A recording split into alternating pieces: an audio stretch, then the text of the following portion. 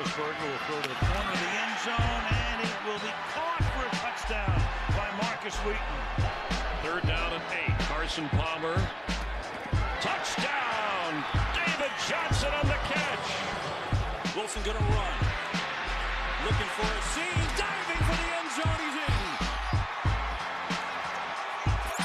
And now, Move the Sticks with Daniel Jeremiah and Bucky Brooks. What's up, everybody? DJ Bucky back here on Move the Sticks. And Buck, man, we've got some great older quarterbacks in the National Football League. When you look at Tom Brady, Peyton Manning's we've seen probably the end of him. Drew Brees getting along the tooth. But this weekend, I felt really confident about the future of the NFL based on what we saw from some of these outstanding young quarterbacks. Yeah, we're seeing the new school quarterbacks, the Russell Wilsons, the Cam Newton, some of the other guys that are playing really well. You know it because you look at high school football. We're beginning to see guys who not only have the ability to throw from the pocket, but they have the ability to use their athleticism and their feet to make plays outside the pocket. Yeah, we're going to touch on a lot of these young quarterbacks, Buck. And for those who are just checking us out for the first time, either on YouTube, NFL.com, or wherever you're listening, maybe even on iTunes, Bucky and myself, two former scouts, are going to look at what happened this past weekend in the NFL, break it down from a player personnel perspective, and also not only these young quarterbacks, but we got some exciting teams, look at this playoff picture as we come down the home stretch here. A lot of ground to cover. TD's our producer. He can give you a little bit more specifics on where exactly we're going today, TD. Feeling like a good show today, guys. How you guys doing? I feel like in Week 13 we had probably the biggest plays from A-Rod's Hail Mary to, Marcus Mariota's touchdown run. It's a crazy, crazy week in terms of big plays. On today's show, we're going to talk about Cam Newton. Obviously, he's balling out right now. So the Seahawks, going to look at the offense. And some dangerous teams right now in the playoff bubble that you might not want to face in the playoffs. And then lastly, we'll talk with Coach Billick and do our plays of the week. Yeah, the plays of the week this week, by the way, going to focus on that quarterback position. Some really sweet plays to check out. If you're listening, make sure you check that out on YouTube, Buck. Well, let's start right here with Cam Newton and just how hot he's been over the last 4 or 5 weeks. He's been on fire. I know last week I took the stand that I didn't believe that the Carolina Panthers were the best team in the National Football League. But I've been steadfast in my belief that Cam Newton is the MVP. There you see the last 4 weeks, 11-1 touchdown to interception ratio. The completion percentage is in the upper 60s. And he's doing a great job of simply making the plays when his team needs them.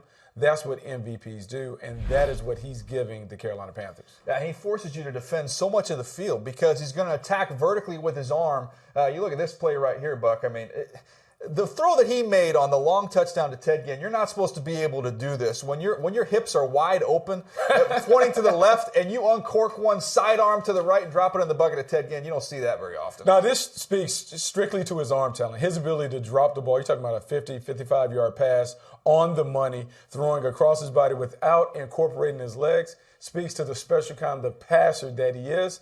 But imagine if he ever fixes those mechanical flaws, how good he could be. And so if you're a quarterback coach, if you're an offensive coordinator, you're excited about working with Cam Newton because he's just scratching the surface of his potential. And to me, I was beginning to talk about the fact he makes you defend so much of the field. So you're going to run the football. There is a play earlier in this game where Cameron Jordan, the most talented pass rusher for the New Orleans Saints, it's a key down. There's a little bit of a play fake. But he's so worried about losing contain and letting Cam Newton get outside. He doesn't even rush the quarterback. Cam Newton sits there, has time to read left to right, find his target, and throw a touchdown pass because he gives you so much to defend. To me, it's a huge challenge for whoever's going to face this Panther team as we come in the postseason. I think they got a legitimate shot to run the table, largely because of the way Cam Newton is threatening defenses. Yeah, he's a dual threat. 31 total touchdowns. His ability to affect the game in so many different capacities. You know, if you get inside the red zone, he's the ultimate red zone weapon, knows how to punch it in better than anybody in football.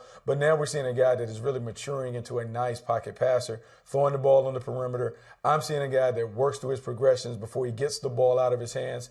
And so when you have a quarterback that is growing like that, and Mike Shula deserves a lot of credit for building the offense around his kind of a multiple skill set, this offense is tough to defend. I still want to see it play against a heavyweight defense, see how it stacks up. But right now, there's not much you can say critical of the Carolina Panthers nor Cam Newton. I like the fact that he's starting to throw guys open even now. He's showing trust. Had a pick early on in that game. Delvin Breaux jumped a route on Ted Ginn and ended up coming back to that exact same route just very soon thereafter. So the confidence is at an all-time high. You got a question for us, TD? Yeah, this game is one of those games that had about 4 or 5 big plays on its own. It could have had a couple more if it wasn't for Ted Ginn.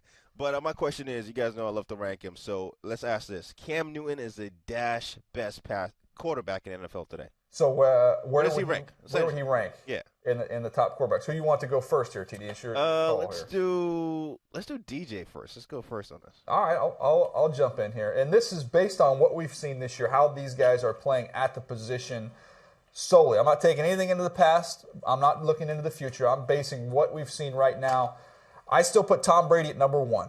And I went back and watched their game against the Philadelphia Eagles, Buck. I mean, he's putting balls in tight windows. He's got nowhere to go with the football, but he's still making throws. Balls were dropped. He's got nobody to go to. But I'd still take Tom Brady number 1 with the way he's played this year.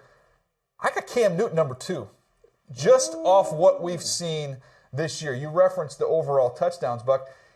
When you look at him, he's 4th in the NFL in rushing touchdowns. So not only is he going to threaten you in the passing game, 25 touchdowns, 10 picks, he's 29th in the league in rushing yards. So he's got more rushing yards than some of these teams.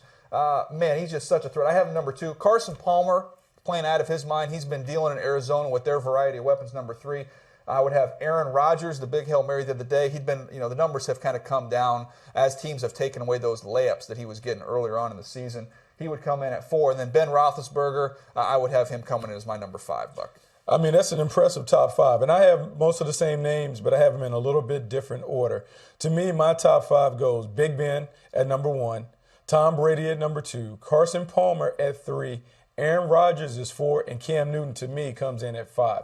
And part of the reason I put Cam at 5 behind those guys, I think consistently we're seeing those guys probably perform at a little higher level from the pocket. But what Cam brings is he's the ultimate red zone weapon. He's a guy that can punch it in with his legs. He's showing the ability to be able to find wide open receivers downfield, particularly in the red zone. And so it's hard to knock what Cam Newton has done. I have him in my top 5. I just don't have him up there with those other guys in terms of being one of the top 2 passers or playmakers in the game. Buck, I love you. I respect you. But you can't tell me you have Ben Roethlisberger number 1 on this list. How is that possible, Buck? Come on, Buck. Well, TD, I fight my own fight. I don't need TD. How is that possible? How's Big Ben number 1? Big Ben's number 1. 6 of his 8 games, he has over 300 yards. When he is healthy and he plays with that wide receiver core, they are the most explosive offense in football. This is a prisoner of the moment, Buck. He's got 15 touchdowns, 9 picks. I'm okay with that. 15 and 9. So Tom Brady threw how many interceptions? 15 and 9.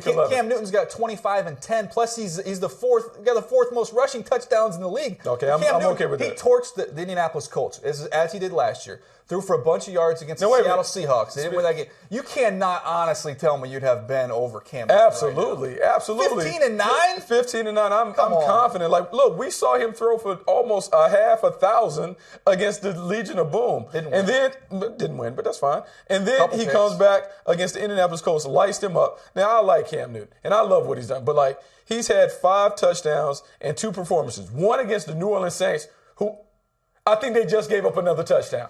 They just gave up another touchdown. It's the worst pass defense in the history of the game, so he should be able to torch them. The Washington Redskins, he ate them up, but like the Washington Redskins aren't a great pass defense. So I like what Cam Newton. I think he has come a long ways as a pocket passer, but right now, Big Ben Roethlisberger is the elite quarterback in the game. He is the guy that we are going to trumpet as the best quarterback in the game for the next 2 to 3 years. Buck, come on, man.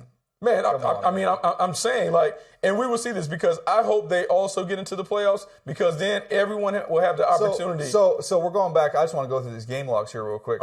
So I'm looking at Ben's big games this year. 3 touchdowns against San Francisco. Are they an elite defense, Buck? No, that was early in the year too. Right? Early in the Cleveland, 3 touchdowns. Are they an elite defense? I mean, not so much. And then he has 4 against Indianapolis. Those are his big games. They are.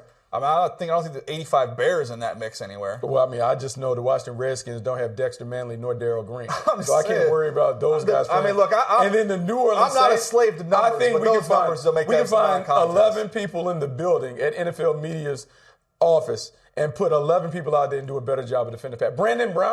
Brandon Browner is as stiff as this camera, this locked-in camera that we have here. They are going at him left and right. All of Cam Newton's throws, touchdowns, went to the cameraman. They went to Brandon Browner. So, like, I like what Cam has done. Hats off. I said 31 total touchdowns. I have him number 5. I have him behind some 15 and 9, Buck.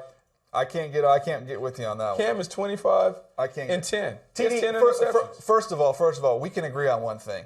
TD, stay out of our fight, okay? We don't need producer TD. Also, now look, Cam is not completing 60% of his passes. I want to say he's like at 54% of his passes. Let me just. We didn't even talk about this real quick. I know you talked about Browner being the cameraman being stiff. I don't know that anybody's really going to confuse Ted Ginn and Jericho Cotchery with Martavis Bryant, Antonio Brown, and Marcus Wheaton anytime soon either. Now look, that's not Big Ben's fault that David Gettleman doesn't. I'm just saying the guy's got 25 touchdowns. So did Ted Ginn. Martavis Brown was a 4th-round pick. Antonio Brown was a 6th-round pick. I'm not saying that they committed a lot of capital to those guys. They may just do a better job of developing their receivers. No, the whole point is that what he has to play with is a wholly different animal than what Cam Newton's playing. 6th-round pick. 4th-round pick. Marcus Wheaton was a 2nd-round pick.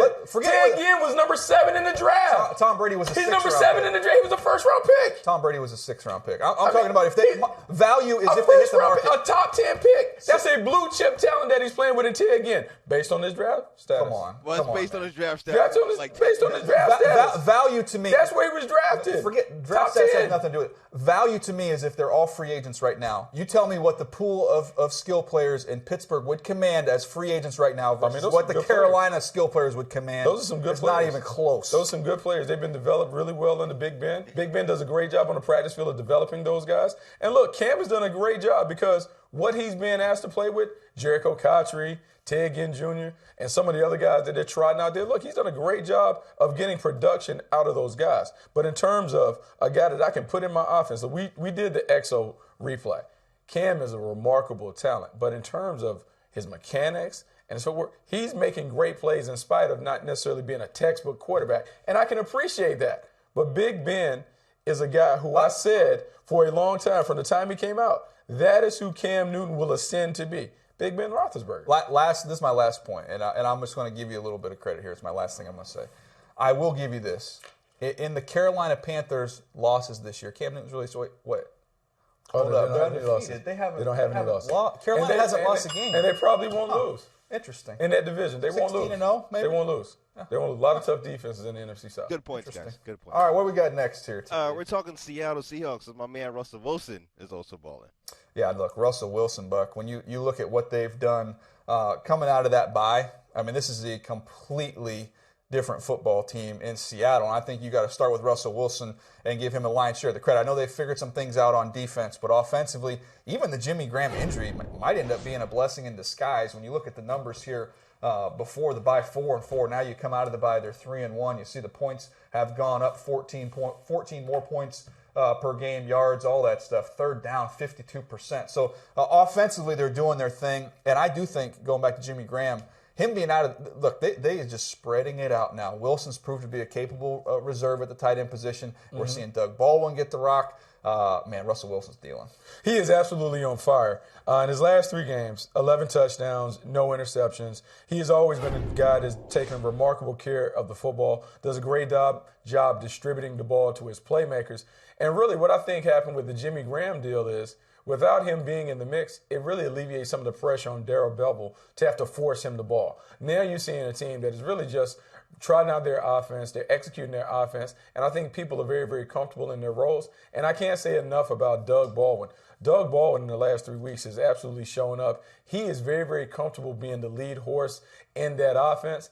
And even though I would say that he's not the prototypical number 1 receiver in their offense, he functions because he does a great job working between the hashes. He and Russell have a great chemistry, and that chemistry is playing out, and it absolutely played out against the Minnesota Vikings. I know the Vikings were down 4 guys, right, because Harrison Smith and Anthony Barr played very little in this football game. Linval Joseph, who's played as well as any nose in the league, did not play, and Sendejo, the safety, was out.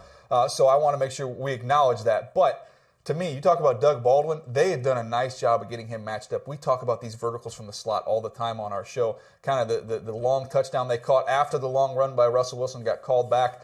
They get him matched up with a safety in the slot, Buck. Middle of the field, wide open. He gives him a little stutter go. You can see the play right here. Just chop his feet, get the safety to settle. Once that happens, it's over. A lot of field to work with. And the way Rawls is running the rock, filling in for Marshawn Lynch, you could say they look better running the football with him. Man, this is one of those teams that we talk about. You don't want to see them in the postseason. No, you don't want to see them. And in fact, I would say you might as well can print the shirts. If they get into the tournament, print the shirts because they're going to represent the NFC. This is a team that offensively, they're finding their groove. They're finding their identity. They can run and pass. Thomas Rawls. Now imagine if Marshawn Lynch comes back as just a supplement to what Rawls is doing, you have to like that. But on defense, I know they had a poor performance against the Pittsburgh Steelers, but part of that is because they were playing against the best quarterback in football in Big Ben Roethlisberger. He ate them up. And so if you look at the numbers, the Legion of Boom has been fantastic prior to that. And so this defense is coming on. They're finding their identity. Richard Sherman is now shadowing the number one receiver of the other team. This is a team that's dangerous. And as they're making their way, they're the team that no one wants to face. And even the confidence that the Panthers will have, the confidence that the Cardinals have built up, everyone still recognizes this is the bully in the NFC. And you're going to have to knock out the bully if you're going to go to the title game. And the offensive line playing a lot better, too. Watching their game and breaking that down, it is like watching the old school Alex Gibbs offensive line under Tom Cable. They are cutting everybody. It is a wear your knee braces type affair when you're going up against the Seattle offensive line. Backside, cutting guys, and Rawls has been able to get skinny, get through there. He does a great job picking up his feet through the trash, Buck. Balance in running backs is something we always talk about. To me, I think some people think you get knocked off balance a little bit, and that kind of determines it. He is running full go, and he'll get his leg whipped, and he'll be able to settle, regain his balance, and keep rolling. He has got phenomenal balance. Great find for them to have a guy that can come in as an undrafted free agent and can give them the production that he's been able to give them. Physical, inside and outside, catches the ball out the backfield. He has kind of added some juice and some zest to that offense. And I love Marshawn Lynch, and I think what you're having is the best of both worlds. Your veteran is on the sideline. He'll be able to have those fresh legs when you get into the postseason. You got a young guy, a hungry running back that is coming in.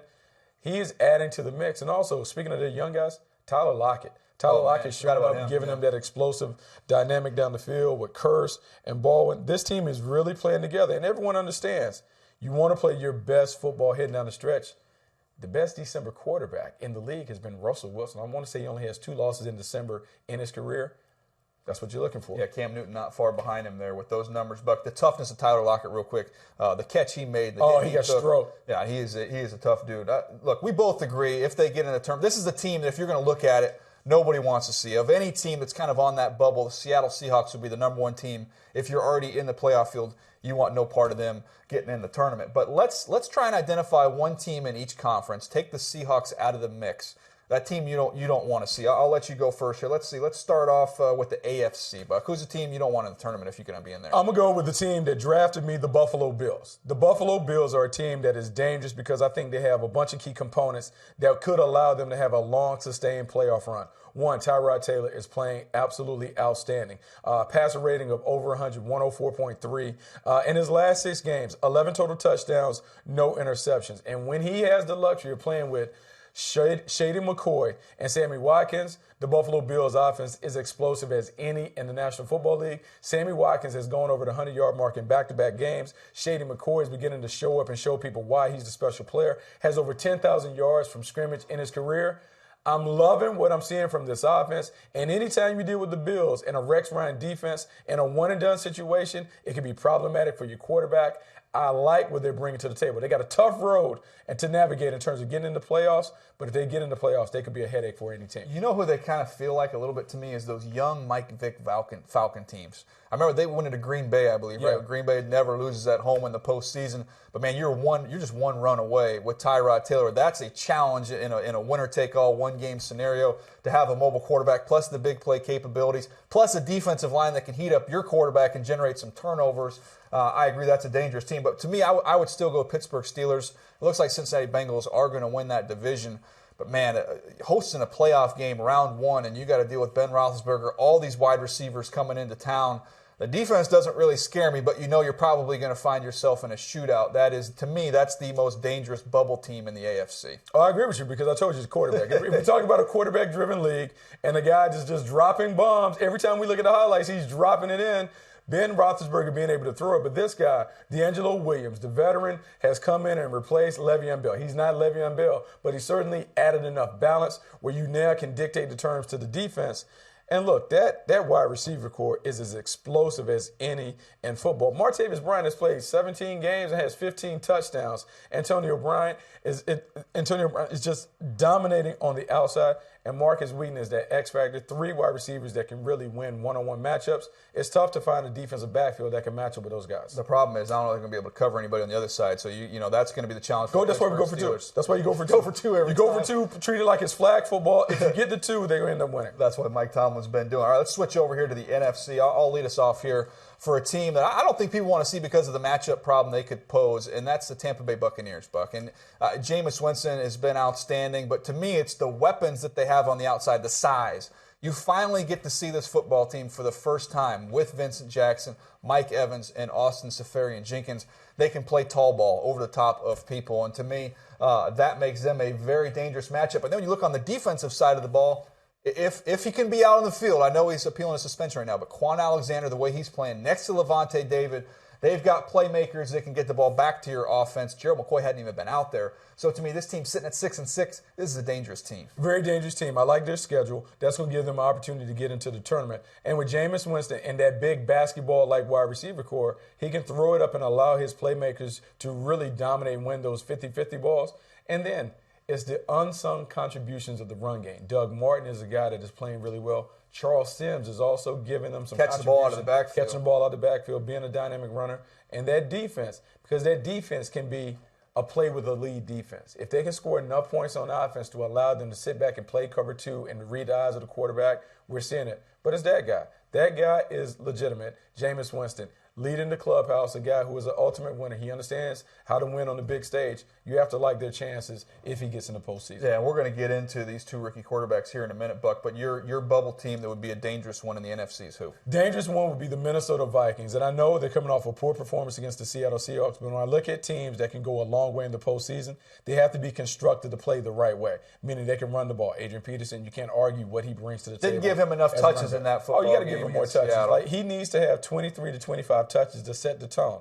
Defensively, we didn't see their young athletic defenders play in that game against the Seahawks, really. Anthony Barr, Harrison Smith, Xavier Rose playing well on the outside. Joseph playing his butt off. Sharif Floyd. That Everson Griffin coming off the edge. That defense can play. And look, it's a tough road. And I know that we're kind of penciling in the Green Bay Packers because they were the beneficiary of a nice Hail Mary play. They were beneficiary of a face mask. And then the beneficiary Hail Mary. But not even that. You go deeper. Like, they fumbled and got a touchdown. So I don't think the Packers are playing well. But if the Packers win the division, I think the Minnesota Vikings are a team that could be problematic for some of those teams that you would have to face. And I'm thinking, like, depending on where they're seated, playing against an NFC East team, playing against maybe one of the teams in the South, not necessarily the Carolina Panthers, but whoever they would have to play going in, it could be a very, very tough matchup for them. No question. All right, we touched on it a little bit here with these rookie quarterbacks. Man, we've said it repeatedly. They're both ahead of schedule when you look at Jameis Winston and Marcus Mariota, Buck. And, man, look at what they did over the last 4 weeks for these 2 guys. You talk about trending in the right direction. Both these guys are playing great football as of late. Yeah, I mean, I think this is the one situation in the draft where it's a win-win. Both guys are playing well. And even though you want to divide them and debate who's the best and this and that, I think both teams should be satisfied with what they're getting. And the last 3 weeks, you see the numbers. The numbers speak for themselves. Young quarterbacks finding a way to be very, very productive and effective in their respective systems. Yeah, 7 touchdowns, 2 picks the last 3 weeks for Jameis, 6 touchdowns, 3 picks for Marcus Mariota. We'll get to what Jameis Winston did on the field in just a second, but I don't know if you had a chance to hear this, what he said after the game in the post-game presser. Kind of funny. I go in the huddle after that long drive, guys tired. I said, who wants a touchdown? I smiled. I said, who wants a touchdown? Mike said, me. And I said, all right, you're going to get it. That's hey, if you got to speak up in the huddle, man, your quarterback says who wants it, you can be first in line. You know, I think it kind of speaks to what we knew about him coming out of Florida State. He was a charismatic leader. He was the point on the sword for that team down in Florida State. He's continued to be the guy that is the ultimate leader in Tampa. He has earned the right to be the guy that's kind of the face of the franchise, playing really well, but really inspiring a lot of confidence in his guys. And remember, this is a team that is still trying to put it together. When I look at Jameis Winston, 17-11, touchdown to interception ratio, passer rating 85.6, 5 rushing touchdowns. Now, I'm going to say this and people are going to say I'm crazy. He is playing better than the 2 previous number 1 overall picks, Andrew Luck and Cam Newton. He is outplaying them in their respective first season. So when we talk about Jameis Winston and we're looking at this guy, he's a special player, and he's going to have the opportunity to do special things in Tampa because the system is right. Dirk Cutter, Lovie Smith, they surround him with playmakers, Mike Evans, Vincent Jackson, Austin Seferian-Jenkins. A lot of things are trending in the right direction if you're Tampa with a young quarterback. Yeah, Cam Newton had huge stats that year. A bunch of passing yards, rushing yards. 14 rushing touchdowns. Yeah, he had a big-time year. But just in terms of we talk about graduate-level football, to me that's what you see when you study Jameis Winston. Went back and watched that game, and they're allowed to get 5 guys out in the route because they know he can process so quickly. I mean, full field reads, getting the ball out of his hands, not taking sacks, not taking negative plays. And then the ability, the clunky athlete that he is, he still has such a feel for the pocket to be able to slide out, get away from trouble. Had a huge conversion late in that ball game with his legs. But, man, we're talking about making plays with your legs. Look what Marcus Mariota did last week. You know, Marcus Mariota is the quiet storm. He's a guy that is not as demonstrative as his classmate Jameis Winston, but he's a natural leader. He's a guy who is revered back at Oregon, and I think you're beginning to see some of that reverence take place in Tennessee. This is a guy that is as athletic as any quarterback that has entered the league. He brings special skills to the position, but what I've been most impressed with, his ability to get the ball out of his hands, to deliver the ball accurate and within the strike zone. And we're seeing the playmakers around them step up and make plays. A lot of people talk about the lack of weapons that he has around him. I would contend that Delaney Walker has really become a big player. But this guy right here, Dorial Green Beckham, is a guy that I compared to Plaxico Burress. Big, physical target, a guy that is kind of growing into the role. Sean Jefferson is doing a great job of developing him. Marcus Mariota is beginning to find his guys, and they're playing better in Tennessee. And I thought, even just this last week, did a great job of balancing, getting him inside the pocket. He's getting more comfortable inside the pocket. Then you see him design, get him outside the pocket, some easy throws. And now we're starting to see not the design quarterback runs, but him just drop it back. You want to play man coverage against an athletic quarterback like this. You want to come after. You better get him on the ground. We've talked about it repeatedly. They don't get him on the ground. He shakes loose for an 87-yard touchdown run. So that, to me, from a running standpoint, is what I want to see. Just when things break down, go ahead and take off and go. I don't need to see quite as many design runs from Marcus Mariota because, as we've discussed, we don't know if he'll be able to hold up. No, you just don't know because he's a little smaller in terms of his frame and his structure than Jameis Winston. You don't want to put him on the edge too much, but you do want to encourage him. Use your athleticism, use the mobility, get out of plays, extend drives if you can with your legs. It creates a headache for the defense. Marcus Mariota is learning how to balance that, and the Tennessee Titans coaching staff is also learning how to balance when they can sprinkle in some design runs with freeing him up and allowing him to be a playmaker from the pocket and also as a scrambler. And one thing real quick before we get to some other rookies, Buck. Man, can you imagine how attractive that job is? I know they have some ownership concerns if they might sell the team, but this is a head coaching job that's going to be available. You're a young, up-and-coming coordinator. Maybe you're an Adam Gase. You have a chance to go to the Tennessee Titans and grow with this young quarterback. Man, you talk about an attractive offer. Yeah, it is a very attractive offer. Whoever they hire, whether it's Malarkey stays over, if they bring in a young creative coordinator, he has to have a plan for how you're going to continue to grow and develop Marcus Mariota. Maybe Hugh Jackson could be How do you continue to do it? Can you get him going? I like what he's shown. You can do so much more with him down the road. Still need some more playmakers, but I do think that job is a very, very attractive job. All right, a couple other rookies, that caught our eye this week. I'll lead us off with this one. David Johnson, running back for the Arizona Cardinals, Buck. Some injuries there. Chris Johnson goes down. Andre Ellington's injured. So now we get to see David Johnson not just catching the ball out of the backfield. We're going to get a chance to see him run the rock. Gave him 22 carries in this football game.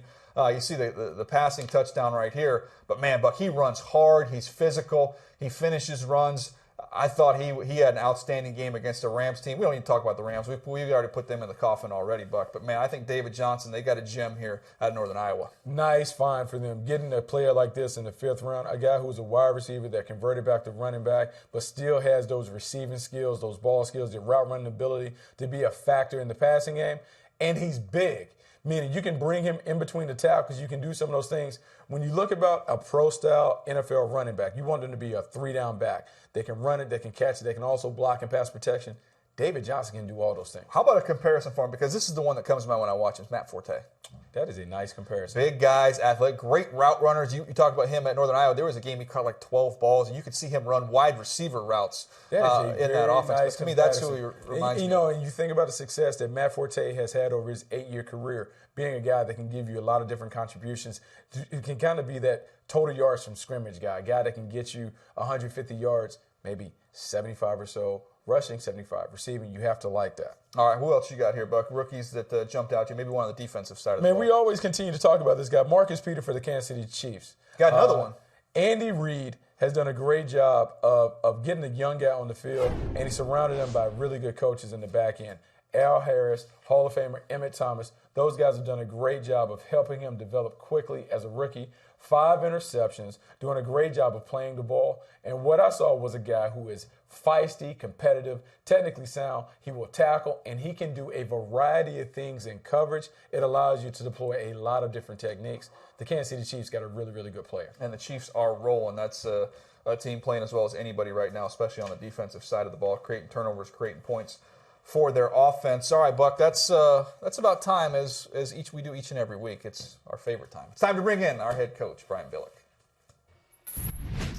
Our favorite time, Bucky. Every week joined by our coach here, Coach Billick. Coach, what's going on? How you doing?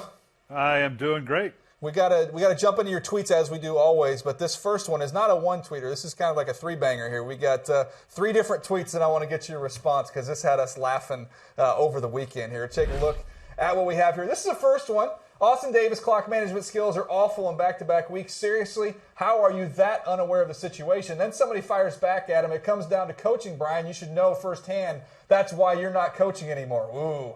Coach then fires back. Why? Because your team moved to Baltimore and I won a Super Bowl with them 5 short years later. Yeah, that's why. And that one had over 1,000 likes on Twitter, Coach. So I think people appreciated you firing back at a little bit of a smart aleck comment you got there. At some point, and I hate it when I do that, but at some point it's like, really? Are you going to do that? You immediately go, first off, am I wrong? Was it not really? Yeah, refute what I actually said. Yeah, I mean, if I were just dead wrong and you wanted to make it, and Austin Davis, God love him. I mean, for me, always, and the guy, undrafted free agent in 2012, clearly, and I don't, the game's just big for him. And that's really when you look at a young quarterback, you have to decide, does this guy have some potential, or is the game he's on, you've been with 3 different teams in Miami and St. Louis, now Cleveland, put in a tough situation. I don't discount that, but clearly you can see why he was an undrafted free agent and why he really hasn't been able to stick with the team. The game just appears a little big because what the mistakes that you made, I understand going into the pro level, but dealing with a clock, you got to deal with the clock in high school and college too, right? I mean, they do have a scoreboard. I can confirm that. Exactly right. Jumping off sides is jumping off sides. That's not a pro thing. That's just sometimes the game is just a little too big. Coach, in talking about the game being too big, you have new head coaches jumping into new situations. You had the task with trying to do things. So you tweeted about Dan Quinn, and you said Dan Quinn is an excellent coach. His problem is just what Mike Smith's was. The Falcons roster lacks talent across the board. Yeah, when you look at it, and we all and he did a great job. And again, I'll say it again. I've known Dan Quinn for a while. I tried to hire one time. He is a hell of a coach, and he's a really good defensive coach. But you know what? When you came to Atlanta, Mike Smith and Mike Nolan, we guys know firsthand, they're good coaches. They know defense. So to come in and basically think, well, we'll just do something different, and I get that. I understand change. But that roster, and you got to look at the way they're going about do it. It's pedestrian at best. They don't have a dominant pass rusher. Secondary, the corners are okay. But if they want to change their fortunes, the things that led you to making the change in the first place, and I understand change for change's sake, you got to give them some talent, or you're not. It's what's the definition of insanity? Just keep doing the same thing and think that the outcome's going to be different. Coach, in that situation, this Falcons team started off hot. They won a bunch of games against the NFC East. Now we've seen what the NFC East is all about, so a little bit of fool's gold there. Have you ever been on a team or on a staff where maybe your team starts out record-wise and it's kind of window dressing, where you have to almost provide a little bit of a warning here to maybe upper-level management, maybe it's your owner, even all the way up to the top, that, hey, hold on now. We're playing a little bit above where we are. Let's make sure that expectations don't get carried away. We're really not that good. Oh, you do. You can't tamp down expectations or not live up to it. But and DJ, you know firsthand, God love Art Modell, and I absolutely love my time with Art, and God rest his soul. But boy, if we won 2 games in a row, boy, I'm in that booth after the game going, now, Art, don't make your Super Bowl reservations just yet. We got some things, because he loved to be good in the idea that, boy, now we're going to go off on a run. I think you saw it the last couple of years. It's interesting. Kansas City, who's a hot team, the first 2 years under Andy, the schedule kind of lent itself to, it looked like they were really good, but maybe the latter part of the schedule, and this year was just the opposite. It's, oh my gosh, they're terrible. They're 1-5, but now the schedule is a little more manageable, and they're on a bit of a run here. So yeah, you do have to manage it, but by the same token, you don't want to suppress the energy and the excitement about doing well.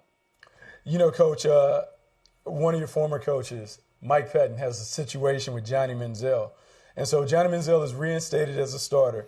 Do you agree with how Coach Pettine has handled this situation from beginning to end? No, I can't, because we've talked about this many times. I don't know why you didn't play the guy from the get-go, other than if you know he can't play. And I kind of get a sense that my guess is they know he can't play. They don't have any other option right now, obviously, with the injury to McCown. We just talked about Austin Davis. It's just too big for him. You can't put him back on the field and the rest of the team knowing that, okay, let's go ahead and go with Manziel. I don't know what you're going to learn the rest of the way. He can come out and play lights out, and I don't know that you're going to get to January and know any more about Johnny Manziel than you do right now. So, yeah, you got to play Manziel, but should he have played from the beginning of the year? In my opinion, yes. Should you have left him in at midway of the season? Now, he didn't give you some options in the way he conducted himself personally. Has he learned any lessons sitting on the bench the last couple of weeks? I doubt it.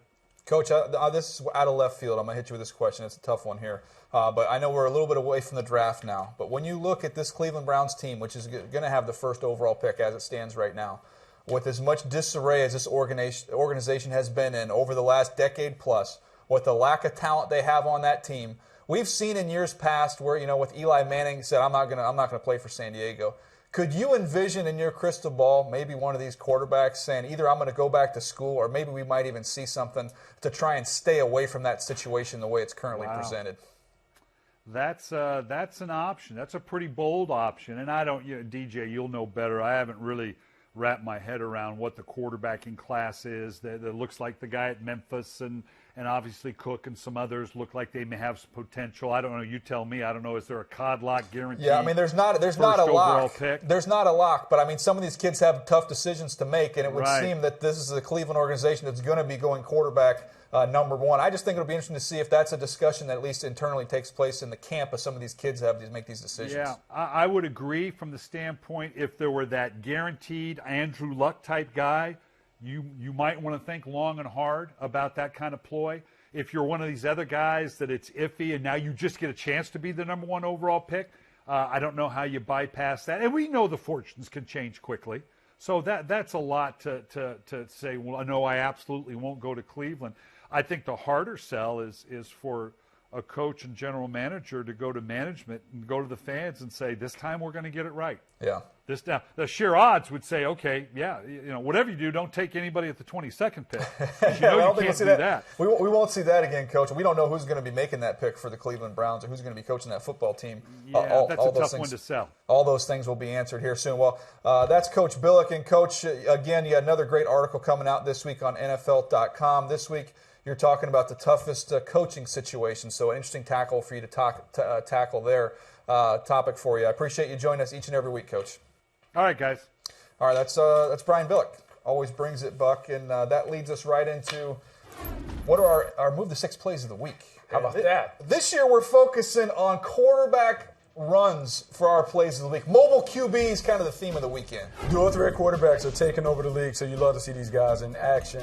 Tyrod Taylor here going around the edge, finding a way to get into the paint. Explosive playmaker, finding a way to do it. Watch him tiptoe, dance, and then stick the ball out. Gotta like that play if you're a Buffalo Bills fan. I thought he was going to cut that one back, went the hard way all around the outside, tippy toe down the sideline there, and get in the end zone. Tyrod Taylor, nice run for the Bills. How about your guy, though? I feel bad talking over this highlight because Blaine Gabbert's your guy, Buck. I mean, I don't know if I've adopted him as my guy, but he is playing well, doing a great job of finding a way to put the ball in the paint.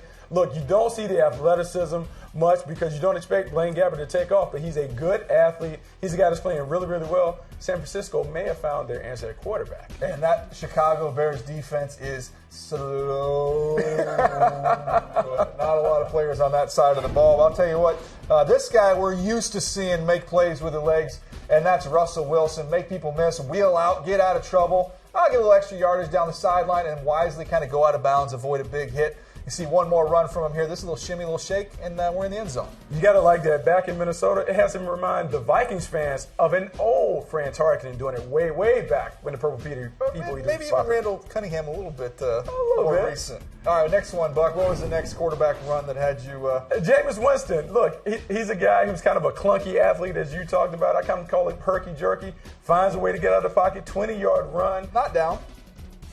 Jameis Winston has been surprisingly a more mobile player than we thought. 5 rushing touchdowns this year, doing a really good job for the Tampa Bay Buccaneers. Yeah, look, he's been so impressive, and that run was a key run in the football game. But it was another rookie that had the most impressive quarterback run. That was Marcus Mariota. You want to send pressure? You want to play man coverage? You better account for number 8 because he is 87 yards later with the help of some nice blocks downfield, scoring a touchdown. I got a text from a scouting buddy during this game that said, man, is Mariota back in college? This would have looked like. Slips out the back door, gets out. Look, we saw the speed at the combine. One of the best athletes that we saw particularly dominate in the Pac-12, Heisman Trophy winner. Continue to do it, beginning to show those skills as an athlete on the field. Yeah, those are our plays of the week. All right, Buck. Well, it's been a fun show here. Busy, Coach Billick always brings some knowledge to us. Got to dig in on some of these young quarterbacks.